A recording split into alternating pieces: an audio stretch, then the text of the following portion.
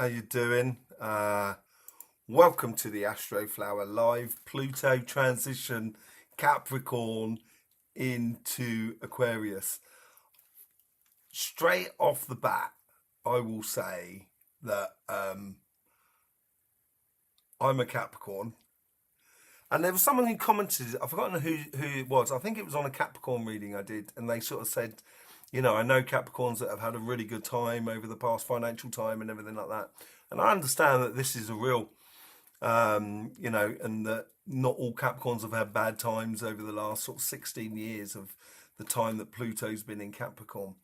But, you know, and I do understand that. I understand that we're all going through different things and everything like that. And the Astro Flower is trying to sort of connect the dots between the energies, between the universal messages and that sort of thing. So it gives everybody a heads up, and everybody's coming from a different point of view and bit different sort of situations. But I, as a person, someone from Capricorn, have really noticed it. Certainly over the past 4 years, I'd say more than anything else. Incredibly intense, to say the least, if not the most, for Capricorns. And I think everybody has sort of felt it as well. So we're going to go in what what Pluto means generally, how it's been affecting Capricorn through the Capricorn sign for everybody, not just for Capricorn, of course. And then we're going to go into, you know, how is it possible that it can, you know, what are the possible effects that's going to be coming out through Pluto going into Aquarius. And it's a long time. I haven't got the exact dates in my head, but I think it's something roughly around about 18 years, 20 years, something like that. You might well be able to correct me if I'm wrong in the comments. I'm sure you'll be able to. But it's been in Capricorn since 2008. And I have done a video on this as already. And it was all about, you know, the banking crisis, you know, Lehman Brothers that went bust. And Capricorn, as a Capricorn, I know what a Capricorn's all about, really. And we like breaking things down to the nuts and bolts of life, and then putting it all back together, you know. And I think this is what's happened since 2008. You know, everything that's come to the surface seems to have been like, and we've had several movements, several fashions, if you like, various different things that have come to the surface that are now just going like that. And on my channel, on the Astro Flower, I've been talking about this for about a year and a half. Not about Pluto. I've been talking about the common sense revolution. And you can go back and watch my videos from over a year and a half ago, 2 years ago. And you know, certainly on the collective reading and stuff like that, I'm banging on about the common sense revolution. And I think we're in that now. I think common sense is going to be a word that is going to be very prevalent for the next year, certainly as we go into things. And I think that's that Aquarian side of things, where the Aquarians seem to have like an analytic sort of view of life. You can tell me this as well, Aquarians who are out there watching. And it breaks it down into a very almost like a religious way of doing things. And it's like, if it doesn't work, then, you know, Aquarians will go on the rampage. Well, not on the rampage, on a revolution. So this is what this common sense evolution, I was going to call it, rather than revolution.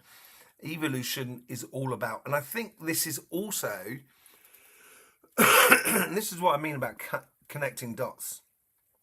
You know, I'm an energy guy. I'm not an astrologer. I'll tell you that now.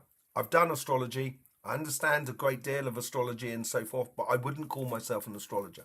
You know, it takes a lot of work to become an astrologer. I have done other works in my life, and my work is all about energy. My you know, sort of seeing auras and doing healings and stuff like that. You know, that's my sort of gig, really. That's my main sort of thing. That's the thing that gets me going. But I do know enough about astrology and so forth And so, this transition that's going between the two, this common sense evolution that's going to be happening, is going to be happening in a way, and in a way that I think within the Aquarian sort of situation. And the Aquarius, so let's go into Aquarius. Let's talk about Aquarius for a bit. Okay, Aquarius is like the water bearer, yeah? But it's also like John the Baptist, as far as I can tell. JC would be Pisces. When you look at cardinal hats, the hats that cardinals wear in the church, it's like with a fish with a mouth open and everything like that. And it's the story of the 2 fish and the 5 loaves. The 5 loaves being Virgo, which is opposite Pisces, where she's holding 5 sheaves of wheat. And so before Aquarius, we have Pisces, which is JC, and then before that we had Aries, which is all to do with not Noah, what's his name? Moses. Thank you. Moses, when he came down from Mount Sinai, he wasn't happy because everyone was praying to the bull Taurus, and when people call people to prayer in certain religions in the name of Moses, they call them with the ram's horn. So it's all this whole sort of progressional thing. And so for me, Aquarius is a bit like that. It's a bit like this, Aquarius is great for sort of kind of going, okay, do we understand the situation? Okay, so we're forgiven, everything's sorted, we're washed down, baptized, you're renewed, right, don't make that mistake again, sort of thing. And it's that sort of feeling I get from this transition of Pluto from a Capricorn into Aquarius. So in Capricorn, we spent the last 16 years taking things and going boom, boom, boom, boom, smashing them down, kind of going, right, what's all of this malarkey? Where's this bolt go? Where's this do? How does this work? How does that do? And now we're coming into, it's transitioning from Capricorn into Aquarius, but this is also into, it's now we're coming into the human factor.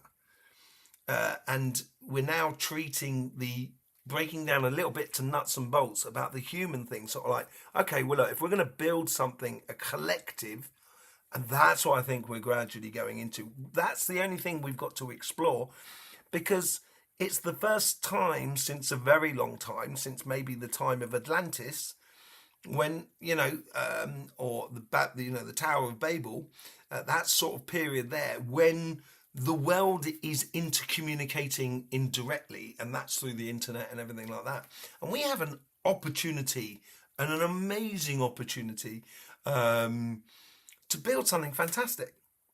And that's built upon sort of common sense human values. And I guarantee you, doesn't matter where you go in the world, ending the person's participation on this planet, I'm not allowed, I don't think I'm allowed to say the actual word, but ending the participation of another person on this planet, everybody across the world saying that's not a good idea. That's common sense. And I think that's what we're going to come back to a little bit with that. And I think Aquarius is also going to be helping that. But being in connection with the energies and so like that sort of world, in solar cycles, pole shift energies, everything like that, we are also going into a time when we are moving from the age of Pisces into the age of Aquarius. This is the age of Aquarius. Let the sun shine. So yeah, all of that sort of thing. Let the sun shine. And we're going, I think this change of Pluto from Capricorn into Aquarius is the most significant point of that starting of the age of Aquarius. I really think we're completely fully in, we're really stepping into it. So I think there's a lot of small rhythms, like this rhythm of Pluto is tiny in compared to the rhythm of the star signs across the sky, which takes anything between 2,000 and 2,700 years to transition from one house to another. And this last one has been about 2,000 years. We're due now to moving into the age of Aquarius. So we've got all these really short rhythms, but really massive rhythms all coming in together at one time. And it's like we're kind of like, boop, boop, boop, boop, boop. And there's like a lot of dominoes that's going down. So I feel very optimistic about the future. And if you look out the window, that's probably not a good idea. You probably wouldn't agree with me sometimes. And I wouldn't agree with myself either sometimes, looking at the world. But then that's only because they're losing the common sense. And that's probably what we need to get back to. And I think that's where Pluto is going to do that. So let's just I want to have a quick look at actual Pluto. So let's talk about Pluto, the actual planet. Now, Pluto was named by I think she was 13 or 14-year-old girl in 1930, who told her grandfather that it should be named after the god of the underworld, the Greek god of the underworld, Pluto. So, and that name was taken up and taken on. From the 1930s, and we didn't discover it before. And since then, it's been declassed into a minor planet. I can't even speak anymore. Minor planet, or it's minor planet, or dwarf planet, or whatever it is. But obviously, within the astrology world, it's still really sort of potent. And think about astrology. Astrology before the 1930s, Pluto. Did it exist in astrology? I don't think it did. It couldn't have done if we didn't know about it. So it's quite a new thing, really. It's we can only surmise what was going on in the history, and in the history of the changing from Pluto, from Capricorn into Aquarius last time round, which was back in the 1700s. You had the French Revolution, you had the American Revolution, you had lots of revolution. There was loads of revolutions going on, and this is what seems to be happening here. It's not a revolution; it's an evolution. So it's a common sense evolution. So and the god of the underworld. Okay, I'm going to explain to you a little bit about how I see the planets and how they work. Okay, a solar system, I think, lasts a lot longer than what we think. The sun has got gas that's left on the sun to live. So if we estimate it at 4 billion years or whatever it is, I think we've got a lot more than that. And there is a reason for this, and it's about how planets are created. So I'm going to do a video on this at some point. I'm sure we will do it with Tanya at some point, who's also out there commenting at the moment. Thank you for helping me out as per usual, Tanya. Absolutely brilliant. Thanking you very much. So we'll do a video on this, but giving you the 5-second version of it. Okay, the sun with its plasma can sometimes make filament energies, and then it can sometimes make a ball of plasma that is attached by umbilical cords, and it's attached to the sun, and it can be attached for several months before it's ejected, and that's like an ovulation, like a female ovulation, basically.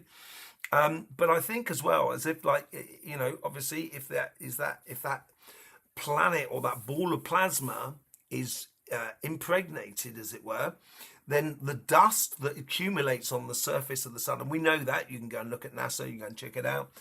The sun has been accumulating a lot of dust, and it'll eventually shake it off with the pole shift, and that could be a solar flash, when we tend to go from one side of the galactic plane to the other. And this is a possibility, a great possibility, where that dust is collected and given around that ball of plasma, and it makes a shell like an egg, and then it takes the place of Mercury as the closest planet to the sun. And then Mercury becomes Venus and starts spinning in the opposite direction, because it starts winding up the plasma. Like Venus is spinning in the opposite direction, it's winding up the plasma inside the planet. So when it does eventually take the position of Earth, then it can unwind, and that's what creates the magnetic field of the Earth that's perfect for living. And the Earth will then lose its magnetic field, become Mars. Mars will break up because the magnetic field has dropped so much, and it will create that asteroid belt, leaving that sort of ball of plasma that doesn't really exist. It's like water vapor in the air. You can't quite see it, as it were. And then it starts compressing that gas, and it becomes Jupiter. And Jupiter then starts, oh look, lovely hearts. Hey! And then it starts compressing even more the gas in Jupiter. So then that gets all the impurities out, which create the rings of Saturn. And then it compresses it even further. Then we get certain Neptune, Uranus, and Uranus, and then Pluto. So Pluto is like a ball of gas that was created during the time that the planet was like planet Earth. And what happens is it goes out into the Oort cloud, which is a asteroid belt of balls of frozen gas around the sun. And Pluto will gradually break up over time. And eventually, when the sun is hungry, it will just, with its magnetic field, it will just pull in one of those blocks of gas so it can feed itself. And it does it usually around anything between 100 and 200 times a year. We get comets that go into, some of them really, really tiny, but comets that go into the sun, and they tend to go into the sun at the same angle every single time. A little bit like a funnel. So if you imagine Pluto is the gas of every living thing that lived on that planet, like we are living on that planet as planet Earth at this time being. So I can understand it being the god of the underworld, because it is the collection of all that gas, of all that breath of trees, of animals, of humans, and so forth in the universe, and or in the solar system, sorry. And eventually we'll go back to its maker, which is the sun. And it's this perpetual cycle that goes on. There's other ways in which a solar system can be created, and we'll go into that into another video. But that's just to sort of like explain Pluto, and I can understand. So when we're looking at Pluto in regards to Aquarius, or going into Aquarius, or being in a sign for a long time, it really likes to, if you imagine, obviously I had a near-death experience when I was like 22. I was already doing healing and dowsing by that stage, and it was a great experience. It's, you go through this review, obviously, when you get on, when you do that sort of thing. When you go over the other side, you review your life, and things that matter to you now don't really matter when you're on the other side. A lot of things don't matter, really. It's all about spirit and experience more than anything else. But it's a similar sort of thing. It's like when Pluto goes to a sign, it's reviewing all of that is connected to that sign. So with Capricorn, it's all to do with finances, mechanics, how things work, the real hardness of it all, of life, and breaking it down, seeing if we can put in a better system or whatever, And this is what you're going to get with Aquarius as well. It's really dealing with the underbelly of life, the things that we don't often like to look at. Okay, so that's the sort of transition that I think has been, will be coming into through the system, as it were, and it will start with with a worldwide evolution of people just turning around, just sort of kind of going, look, we're all just trying to make ends meet and enjoy our family and friends and our pleasures and our activities, playing music or playing sport or, walking or painting or, we're all trying to just enjoy life. And I think that's the same across the world, really. Most people would like to just sort of like, take part in the human collective, but at the same time, enjoy life and just keep things simple, keep it common sense. And I think this is where we got a great opportunity for this to happen. And as we do this, I think this whole sort of Aquarian start to the season, as it were, to the age of Aquarius, and it will accumulate over the next 2,000 odd years. But certainly over the next 16, 18, 20 years, whatever the period it is for Pluto in Aquarius, we will get this, it will start off with this sort of revolution, but it will be this baptizing, this perpetual baptizing for the next sort of 20 years, gradually refining it, getting down to a working common sense model, in life. So I think that's the general gist of what's going from, or the energy, or the changes of energy in Pluto through to Aquarius. Okay, so let's just for just so everybody knows, if you don't know anything about the Astro Flower, welcome to the Astro Flower family. Here's an example of an Astro Flower. This is there's actually it's a circle, a ring of rings, and it's a tool that I developed because it also, we can go into the healing of it all and everything like that. How that you can anticipate for healing and stuff like that through the Astro Flower and through the solar activities. I created it to help. I started creating it nearly 20 years ago now, but I created it to help the people that would come and see me for healing, and I had a huge amount, a lot of people, and so I needed a tool that I could give to people and sort of say, look, if you use this, you can anticipate things, so you avoid, prevention is much better than cure. Obviously cure if need be, but prevention is better than cure. And it was, I created this thing to sort of like help people to prevent getting into problems or dealing with problems in a much easier way. So here's an example of the Astro Flower. Blimey, that was a long explanation. Do apologise. Here's an example of the Astro Flower, and it's Aquarius. All fixed signs, so Aquarius, Taurus, Leo, and Scorpio. Okay, they're all they go in quarters like that.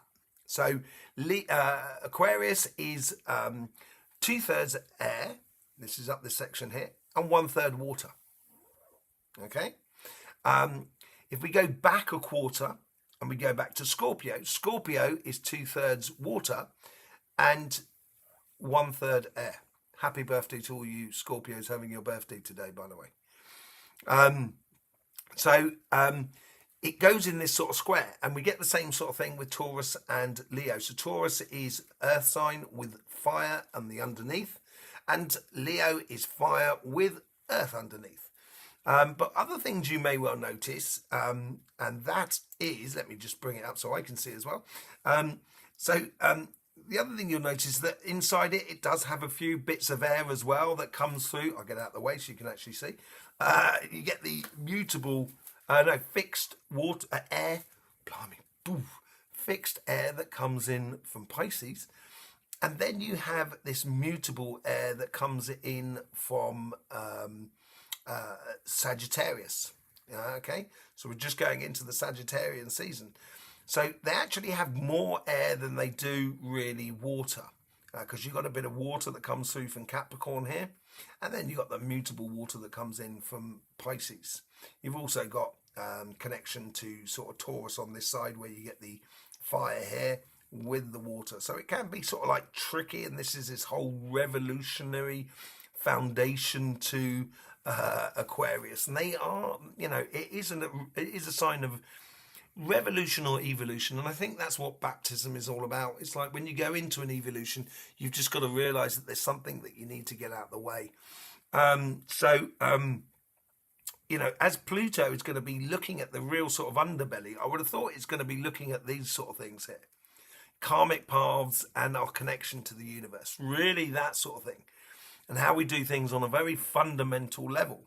And you have this water and balloons. It's celebration. Happy birthday. That was a bit late. Oh, does it again? Does it? Right, fine, fair enough. These two here, you got water and air, and water and air on this side here, and then you got water and fire on over here. And I think this is what, these are the fundamental things. So it's the mental against the emotions on the physical side of life, and it's the emotions and the passions on the relationship side of life. And I think that's the fundamental things that I think over the next 16 years we will be grappling with as a collective. And so we're going to be doing a collective reading and pulling some cards and getting some messages. So let's just pull up the Astro Flower. Here it is. Here you are. How you doing? If you want, I don't know if you want to be part of the. We're going to be doing the Astro Flower. We've been started doing it the 2025 readings, a Zoom room meeting where you can ask a question and we can pull some cards on it. If you want to be part of that for your sign, and we're doing it for every single sign, and if you want to be part of that Zoom room meeting, you will find links in your weekly readings so you can book up to be part of that. But yeah, let's what we're going to do is we're going to pull find out just what's going on the overall energies that's coming through for the collective, and then just see what's on the karmic path on the emotional or spiritual side of the human race. And then we'll pull out what's our connection to the universe, our connection to our past, our ancestors, and then our connection to our future selves, where we're going on, and the sort of lessons that we can be getting out of that. So let's just see what's going on the general sort of energies here.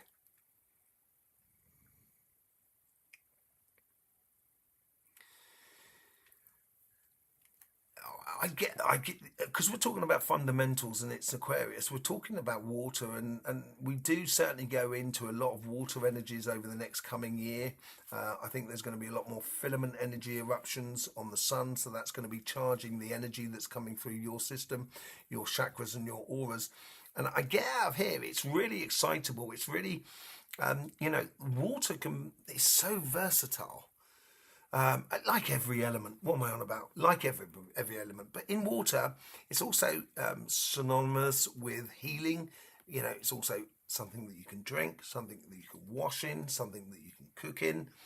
But also at the same time, it's something that you can use as a power hose, and you can really cause some damage. And the rivers and tsunamis and what have you can cause some real sort of damage. So I think there's like the overall energy is an excitable one. It's a nice and enjoyable and like, yeah, great, let's get on sort of thing. But at the same time, it's a bit of a double-edged sword, and it could boil over at times on this sort of side, on the emotional or spiritual side of life. I think there's going to be it's something to tie. I think it's tied into sort of like our connection to the universal vibration.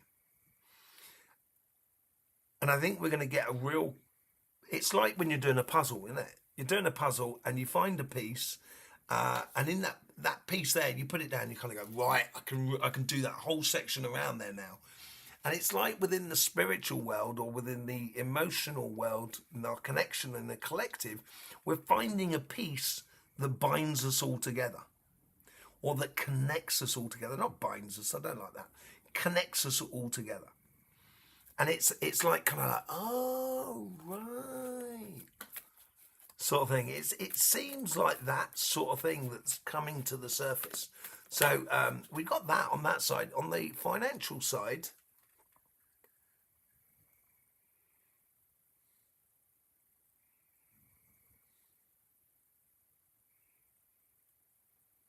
here it comes now.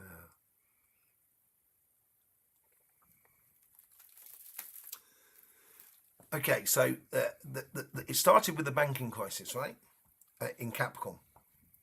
And we ended up with Bitcoin, virtual.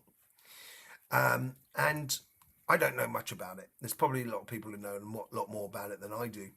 But, Bitcoin seems to be like a free money. Not like it's free, like, oh, I can pick it up free of charge. But it's not tied to a system that is governing it. Now that's obviously, that can be good and that can be bad. You know, it's like anything, you know, you can abuse any sort of thing, but, you know, it seems like there's a liberation coming in the business world, which seems to be of, it's like moral responsibility. That's what it seems like to me, moral responsibility. And that could be a major part of putting back together the financial system in a very moral way. Okay? It is incredibly passionate. There is a lot of passion going on there. We get the Knight of Wands on the overall energies there. Yeah, and I think we need to be reactive. The thing is, what's happened in... the Astro Flower's gone. There it is. Don't worry, it's back. Excuse me.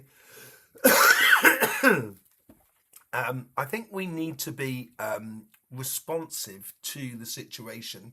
Now, what's happened in the recent past, we've had this council culture sort of thing going on.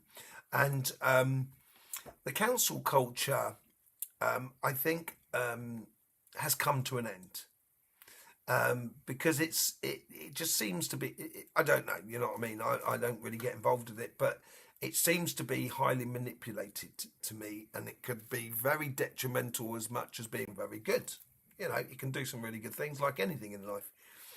And here I think is being spontaneous, and I think it's taking spontaneous reaction to a situation.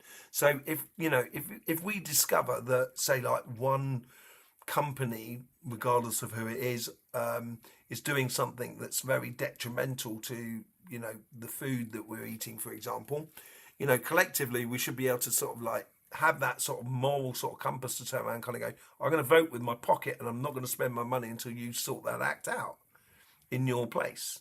And it will, you know, it's almost like live democracy going on. That's what I feel like with the, you know, in that sort of side with the finances side. It's really passionate, and being passionate about being involved in your community.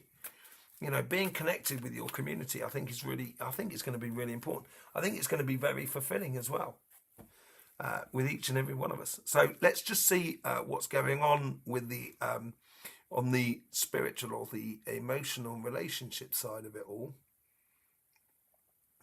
The karmic path is a collection of the past and the future in a way. It's like it's the exploration of the experience of being a human, where we can learn a lot of things. That's basically, you know, how I see this within this setup. You know, it's not how I see necessarily, well, it is how I see karma as well. You know, when I'm doing healing and I'm looking at someone's karmic block, you know, you can go through it and you can kind of like, you can see the lessons that people have learned in different lifetimes and stuff like that. It's really quite interesting and everything like that, but it you know, it has to have relevance as well. But here is like, it's like a tower. And I've seen a lot of this in the weekly readings as well. It seems like a tower, as if like, you know, if you want to make the universe laugh, show them your plan. You know, that sort of thing. And it's almost as like the human race is kind of going, look at our plan, and putting our plan to the test, as it were. Or having a moral starting point. You know, and as I said, I think it's going to get refined as we go on and go on and go on. Yeah, we get the Six of Swords. Now, this is obviously the collective, as I was saying. And this is going on to Karma Shores. I think it's been very hectic over the past 4 years. There's been multitudes of reasoning for that, which I'm not going to go into now. We could go into it at another time and talking about that another time. There's been certain power struggles on this planet, outside of this planet, on other planets and what have you. You know, in the universe, there's power struggles been going on, and I think this is like the world has weathered the storm, and it's now our karmic path here to set a path to much, or set a course to much calmer shores. And that's our karmic mission, as it were, for the next 16 years. And as I say, we're going across an ocean, and we're driving this change, being part of it and driving this change. And when you're going across an ocean, it's not always plain sailing. And I think we've been through the difficult part of it, to be honest. I think we've really been through the difficult part of it, and we're coming out the other side, and we're going to be opening up a conversation where we can start seeing the life for what it really is. Let's just see what it's like with the connection to the universe. By the way, did I say earlier? Yeah, I did say earlier on. I can't see the comments, so I don't know if you're commenting. Hello to everybody out there, just in case. Let's just see what's going on. The universal connection here.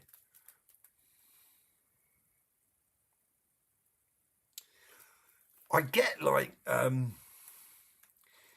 it's a little bit like, Star Trek, and they have people working at the desks on the bridge, and you've got lights going on. I get that. I get this sort of like, I think we're learning how to integrate energy within our lives.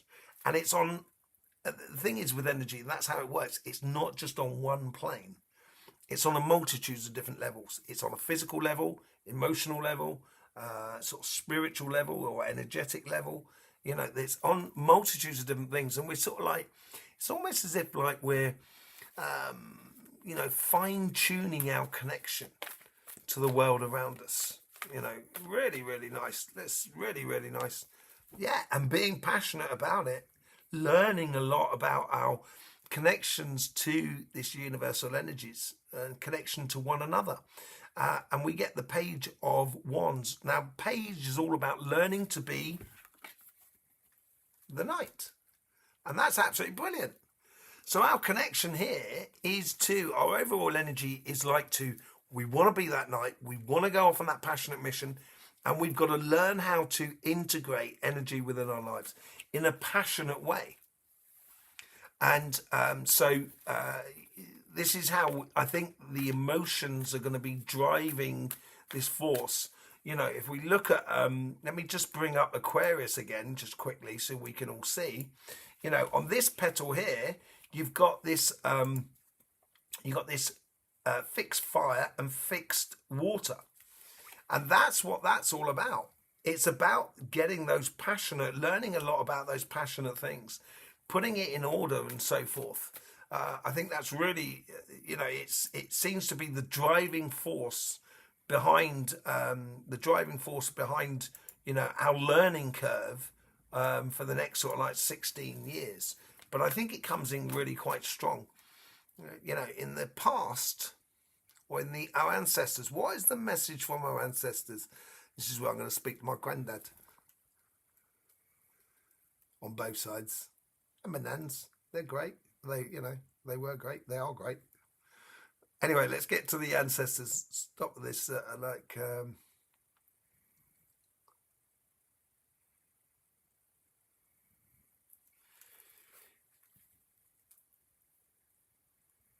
like the planet Pluto is the breath of everything that existed before on that planet.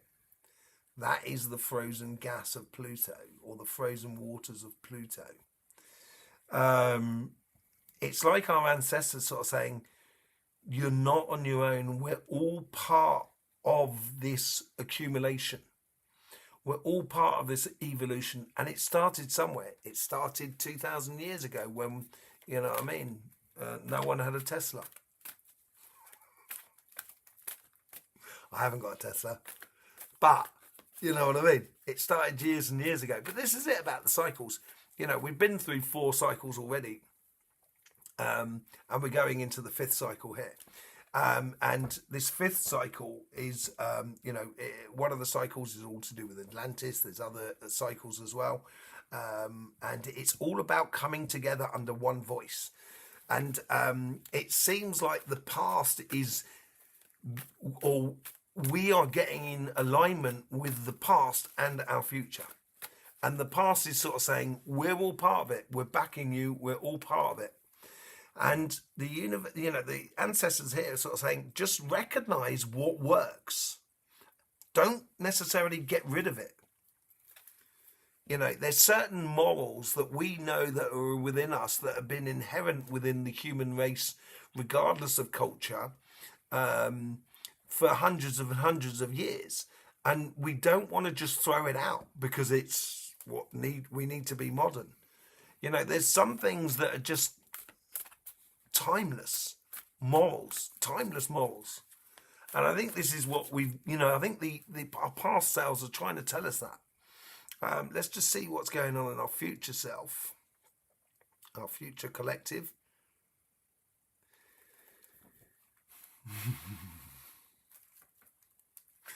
I tell you, it's really, it's very nice. It's almost like, I've got 3 kids, and when one of your kids does something that you're really proud of, it just makes you just feel like just kind of going, oh my word, that's amazing. Obviously it's your kid, so you think it's amazing. But here is, it's like we have a great opportunity. And if we can get things in alignment from the past and keep some timeless moral aspects to a foundation to our future, when we put it all into a line, that's when the evolutionary process can go really quickly.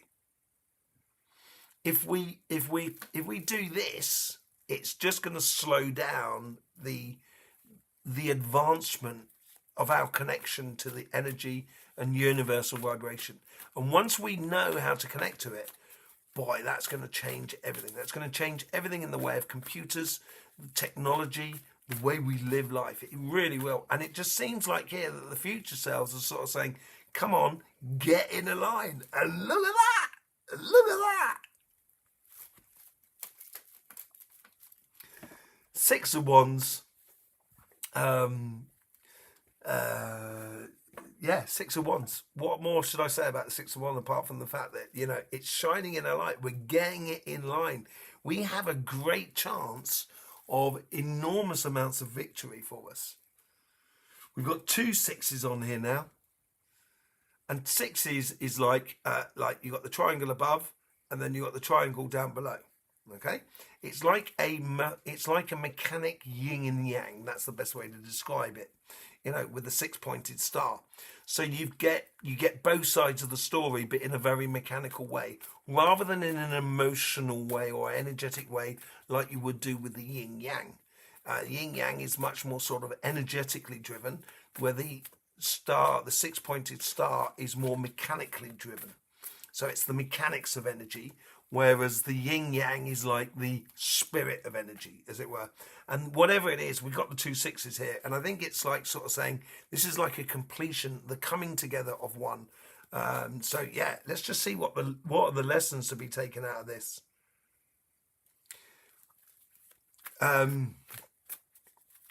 Honest.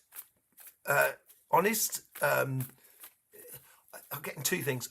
I'm getting loads of joy. I'd like to say that to start with, but it's also like being honestly disagreeing. This is really hard to do. This is, I can disagree. My brother, I love my brother. All right, hi Jago, love my brother, and we disagree on a lot of things. we disagree on a load of things, and I love him because of that. And the thing is, I can't say I'm 100% right. He can't say he's 100% right, but we can agree to disagree in a really loving way. And I think this could be the driving lesson that comes out of it. This is what is going to take us to calmer shores. And I think that's when it gets us in alignment. That's when things go really, really quickly. And we have a mission to go for. 2 6s. We've now got 2 knights here on the table here. It's all about fire and air going on there. So yeah, it's being passionate about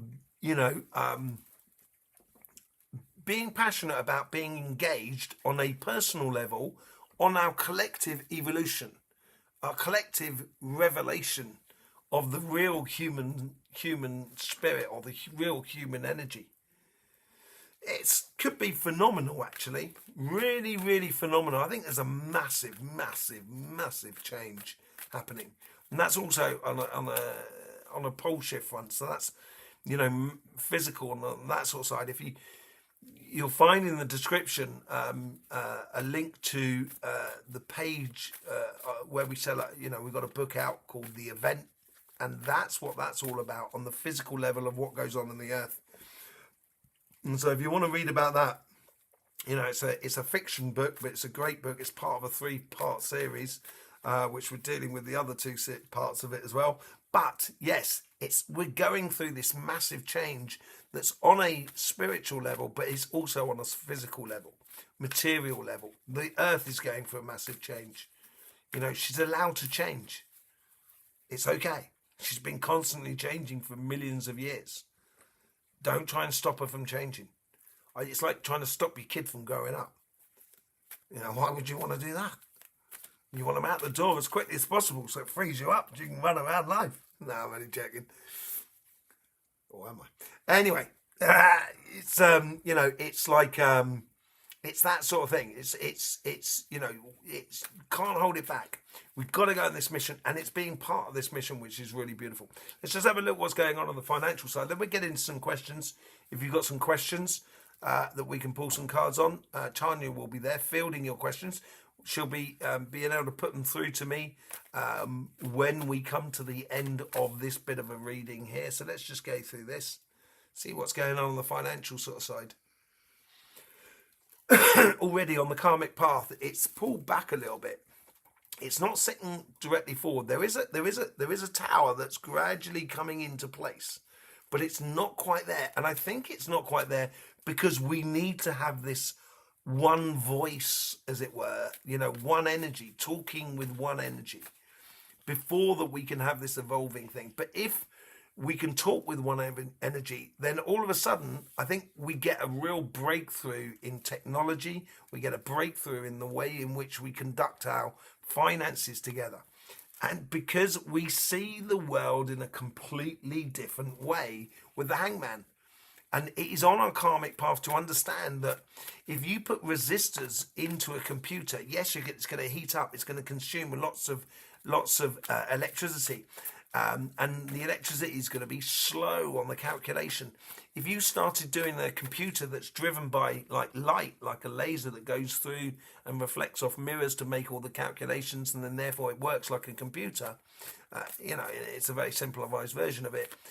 All of a sudden, you don't need a lot of electricity. There's nothing resisting to it, and it can go incredibly fast. That's the sort of thing.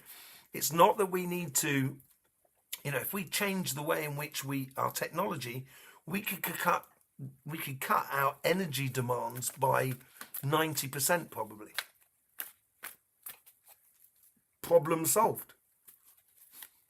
You know, problem solved. You heard it here first on the Astro Flower. Okay, let's just see what's going on with our connection to the universe. Now, this is a collective reading, right? Okay, and this is all about, usually in the material world, so it's all about networking and so forth. I get this thing, I get the energy coming in here, and it seems to be coming in not necessarily to the overall energy, but it's playing much more to the future, almost as about the lessons to be learned. And I get this sentiment that it's like either we're meeting our inner being or we're meeting a being from somewhere else. It could well be possible. Or we understand our connection to our greater history. That could well be it, to be honest. It feels a lot lighter. It feels a lot stronger than the other thing. But it's like all of a sudden we understand something about our history, about the pyramids, for example. Like the pyramids wasn't built as a funeral chamber. You know, it was built and it was put on top of a spring, like all sort of pyramids. And then you draw the water through the pyramid, and that's why you got the chambers and the exit parts here. So what you're doing is you draw water through stone. You're actually creating electricity. So it was channeling the earth energies, like Stonehenge was doing the same thing. and that was on of another age, a bit like the age of Aquarius, a bit like the Atlantis sort of era, where we had the wars between the squares and the circles. So the pyramids are the squares, and the circles are like people like Stonehenge and so forth. And over in Asia, you had like the iron rods that stick out of the ground like a Tesla tower. And everyone had their version of using the Earth's energy as a bit like CERN or HARP or something like that. People, before our technology, we were using it like that, and we've done that, so we don't need to do that again anymore. And this is where I think there's a whole new evolution going on. And look what it's bringing in. It's bringing in the Queen of Wands. Queen of Wands is about the here and now, but it's also a collecting loads of sort of like passionate things in life, okay, but concentrating on one thing at a time and being really excited about that thing. Evolution at one thing at a time. And that's the magic of life. And she's got that magical side of her that she can be enthused about something in the future, which which allows evolution to happen in an explosive rate. If you look at what's happened over the last 150 years compared to the last 2,000 years before that, it's like kind of going, whoa, we've gone from steam train to quantum computers. And it's phenomenal, and it's all part of this getting in line as well. What's from our ancestors? Don't cheat on your past. I think here is sort of saying, if we went through, incredible times in 1939 to 45, for example, as a collective, we don't need to go through that again. We don't need to do that again. And I think everybody knows that. And that's where the common sense is coming out. And the ancestors are sort of saying, if you're only going to use this technology to go back to that sort of controlling thing, we've already done that. We've done that during the Atlantis period. We've done that through the squares and circles war as well period, which lasts, sort of 48,000 years or whatever it is, 24,000 years. In our past, we're talking sort of 100,000 years ago. But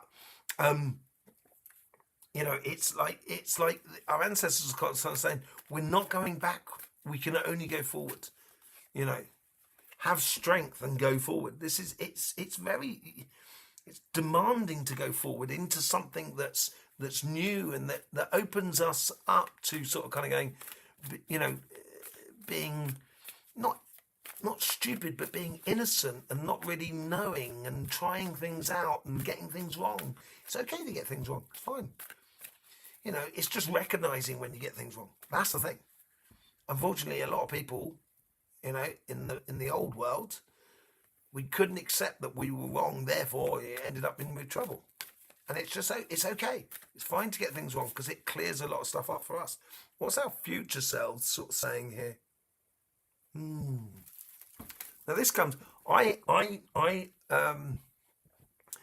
met up with lots of entities when I was a young man, through my meditations, and these entities came from elsewhere. Okay, and this is all this was a long time ago, and the thing that was missing was it's symbolic, so it's not actually that's what happens, but it's like the thing that was missing was a chair at the round table, a chair that is destined for the human being. It's almost as if like we are taking our place in the universe, or we have this possibility to take our place in the universe in the material sense. So all of a sudden we will get technology which will allow us to wander around because we get this side sorted. That's the sort of carrot that comes out of it. One love. One love. Let's get together and feel alright. Definitely. And I think technology can do this. But before, in times of Atlantis and stuff like that, you know, one side would keep the technology and make the others be slaves in order to, you know, to feed the people who've got the technology. And, you know, this time round, I think this is the big difference within the financial world. It's or the material world. That is going to be the big change, where you don't necessarily hold anything back from any population in the world of their evolutionary process or development, because they can't have access to the technology that everybody else has access to. I think it's making it wider and accessible to everybody, which is really good. Let's just see what the lessons that come out of this week here. This week. It's not this week. What is it? 16 years out of this next sort of like 20 years. Like, you know, I mean, I wonder if I'll still be here. I think I will be. But anyway, next 20 years, it's, what was the message? The message was, it's like, don't shoot yourselves in the foot. Don't put a hole in the boat, you know, sort of scenario. And we get the Six of Cups. What I think the lesson is I think the lesson is with the material side is you may well be working on a computer, but that computer, or you might be looking at this on the telephone or computer, or some people have been watching it on the television. I know. I'm on telly at last. But it's that bit of technology. Yes, it was invented in very recent times, but just the whole evolutionary process of the human species to get to that invention, you can't take anything away from the past. And it seems like here that it's like we've got to understand the journey that we've been on and why. And that's opening up the whole idea of, you know, of if we're going to make it collectively or we're not going to make it at all, sort of scenario. It's like if you're in a team, let's say a football team. You know, you can take American football or soccer or British football. You know, football. You know, and you're a really good team, but you didn't win any cups. And then that team gets disbanded. That team has failed. So the human race has failed. But as individual spirits and souls, doesn't necessarily the soul comes to an end. You know, we just collectively, individually move on to somewhere else. So, yeah, I'm not sure how it's going on with the comments. How's it going on there? There seems to be quite a few. I'm just keying back in here, seeing what's going on. Is there any sort of questions out there that you want answered for this, you know, for this sort of period, or anything that we, you know, pulled on today? Any sort of questions you want to be asking about the future? I could pull a few cards on. Could be personal, but it could be collective, whichever sort of like floats your boat, as it were. You know, I'm constantly asking questions. I'm just having a quick look at the comments here now. Someone's having a birthday. Happy birthday. Who's that? Elodie. So you've commented, Tanya. Excellent. Thank you. Great. Happy birthday to one and all there. Oh my God, I wake up early for this Pluto in Aquarius. So that's sort of, is that Vanessa? I can't quite see. My eyesight is going to pop. Obviously, I'm nowhere near as young as I used to be. There you go. Has no one got a question? Anyway, if no one's got a question, I think we're going to wrap it up. You know, don't forget about the energy updates and stuff like that. You've got the energy update coming tomorrow. And I will say on the energy updates, whilst we're here, in the last energy update, I talked about earthquakes, and I talked about where the next possible big earthquakes will come from. And I said north of Australia on the Indonesian plate. Our questions just come through. Ellie's asking, right, okay, right, any employment front, career improvement. What sign are you, Ellie? Is that your birthday today? So you're Scorpio, are you at the moment? Scorpio. Yeah, I did your yearly reading as well for that. I think you're going to be owning it a lot. Let's just see what's going on for you and your career front. You know, I think if you, certainly if you engage, because Aquarius, as I said, is the quarter to Scorpio. I think Scorpio's actually going to come out of it really fair and dandy. Hang on a second. I've just had some messages come through. Sorry. You know, I think, you know, Scorpio should come out of it quite well, actually. I think it's going to be easier for earth signs, a little bit more difficult for water signs. It's going to be very confrontational or impacting to air signs, and a little bit complicated for fire signs. That's how I generally surmising over the whole sort of thing. But hang on a second. Capricorn rising in Venus. Capricorn rising in Venus, blimey. So you're Scorpio.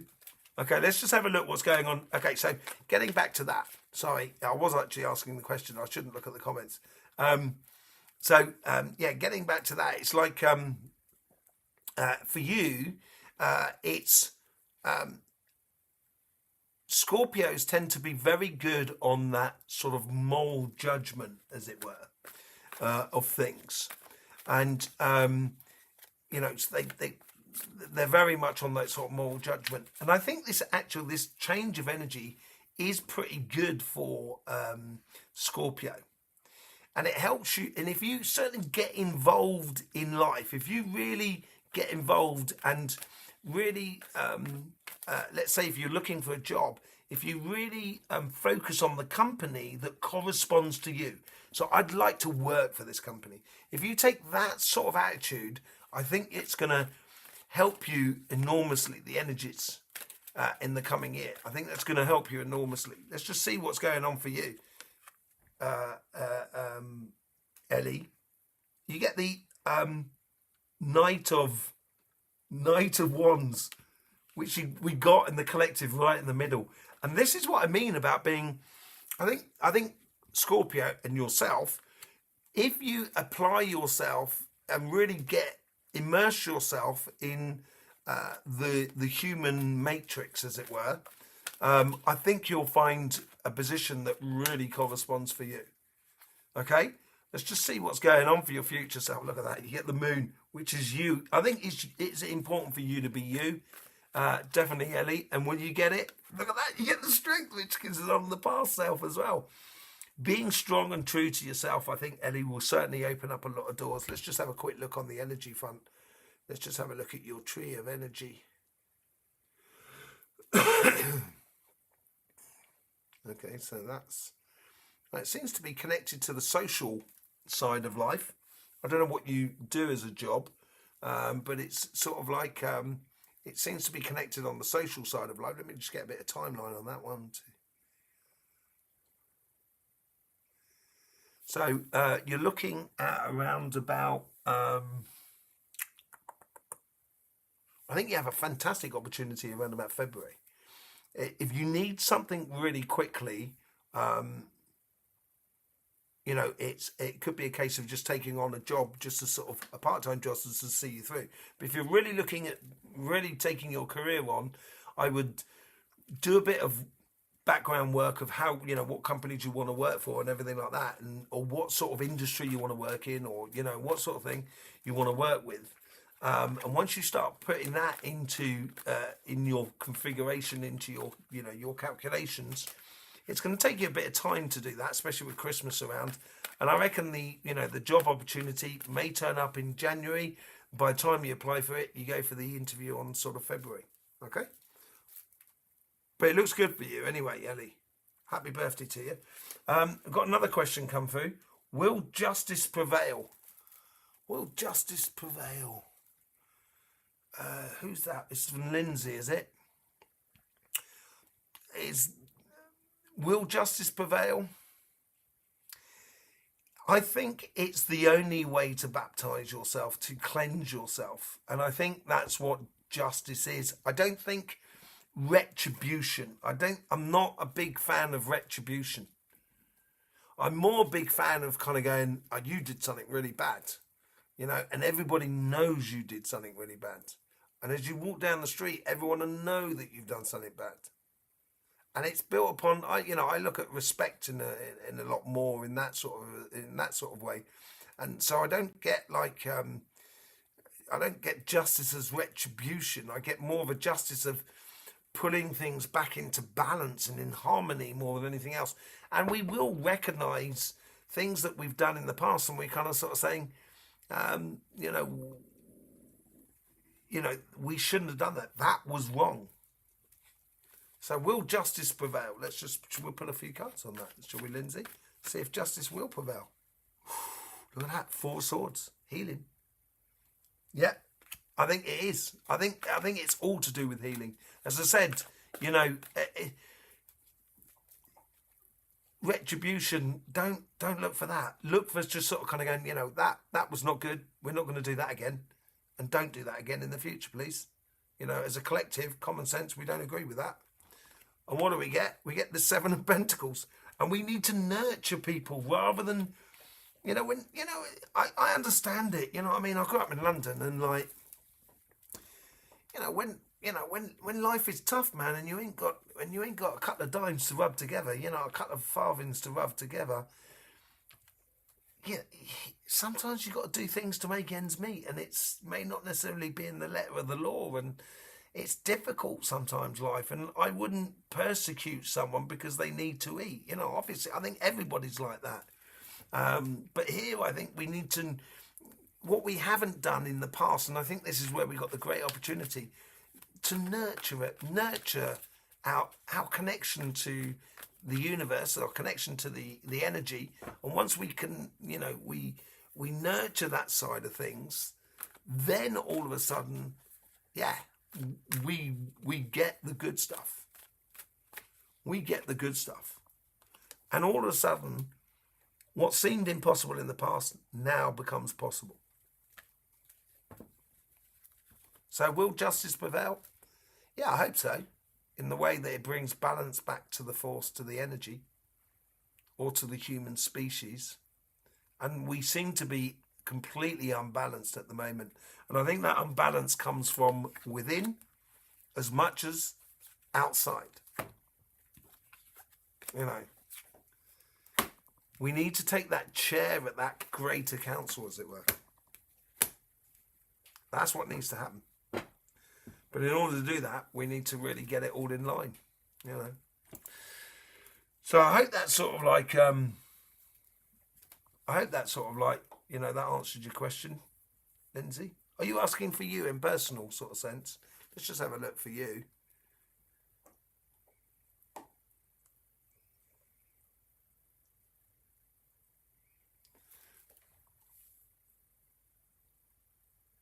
I think you find your happy medium to blossom,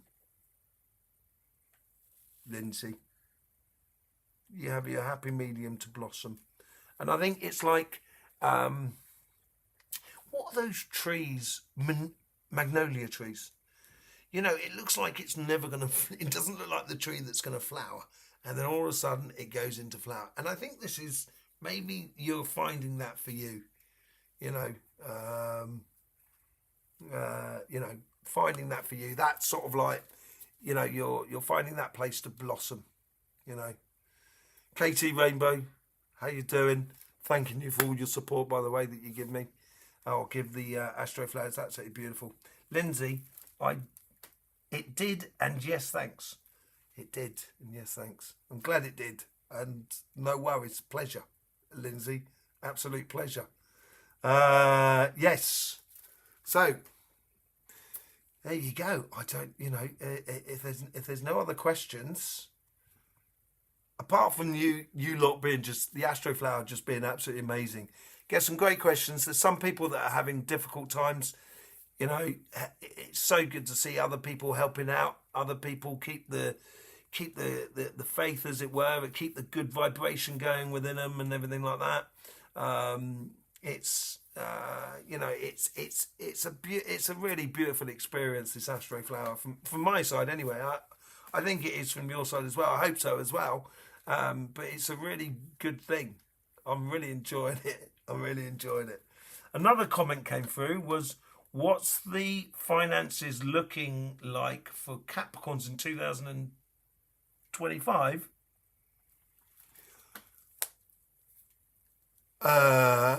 Nothing short of amazing, as far as I can tell. Excuse me. Let me just take a bit of my tea.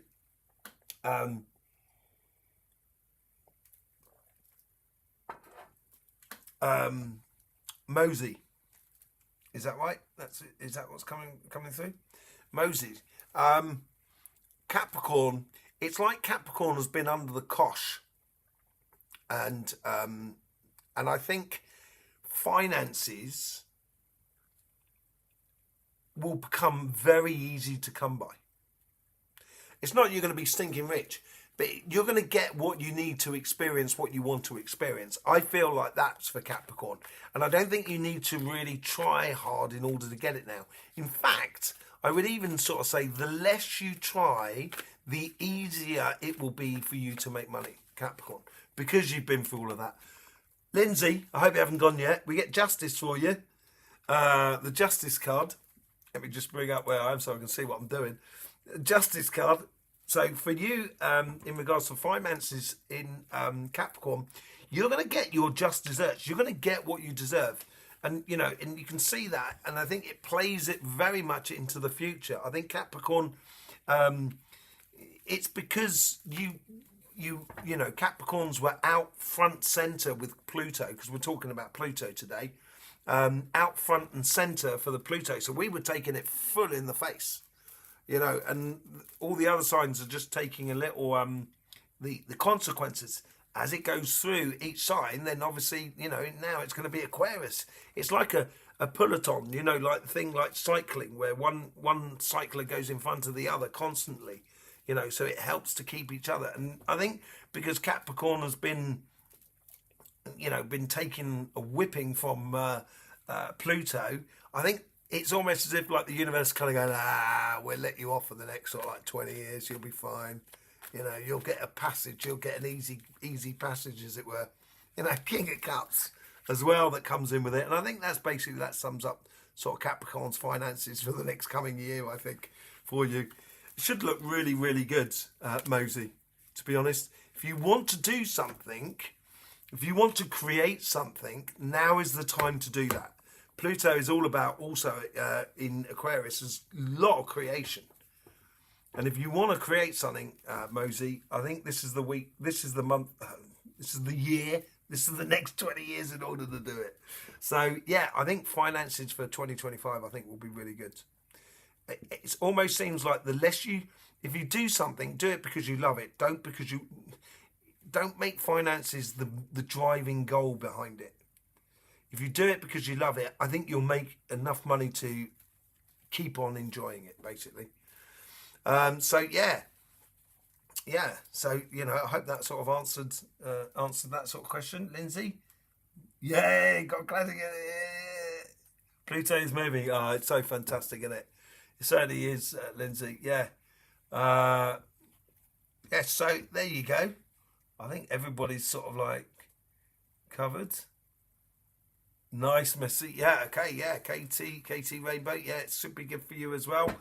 It's been absolutely brilliant meeting you. If you want to be part of the Zoom reading, basically we can talk to each other. That's the whole sort of thing. I'm not going to put the whole thing out live. what we're going to do is I will, for the yearly readings for all the signs, and I think we've done Scorpio, we've done Sagittarius, and we've done Capricorn. So we've got all the other signs. If you want to be part of that, so we can actually be in a Zoom room, and then I do the reading, which will be going onto YouTube, and then you can ask questions and we can pull cards on it, but we can see each other. And it'll be a good exploration of each sign for the next coming year. If you want to be part of that, just check out the weekly readings. You'll find a link to reserving that in your in the descriptions of the weekly readings. Okay, so yeah. What's the congratulations? Yes, congratulations and tribulations. Yeah. Lovely. There you go. So I think we've pretty much covered everything. Thanking you, everybody out there. Thanking you very, very much for all you know, all the support you give to this channel. I'm not good with tech. You're not good with tech? Join the club, Rainbow.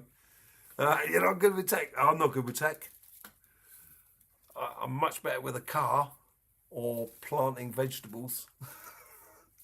But anyway, you know, I'm sure you'll come out with, you know, the moment you get involved in life. I think yeah, it'd be brilliant for you, Katie. There you go.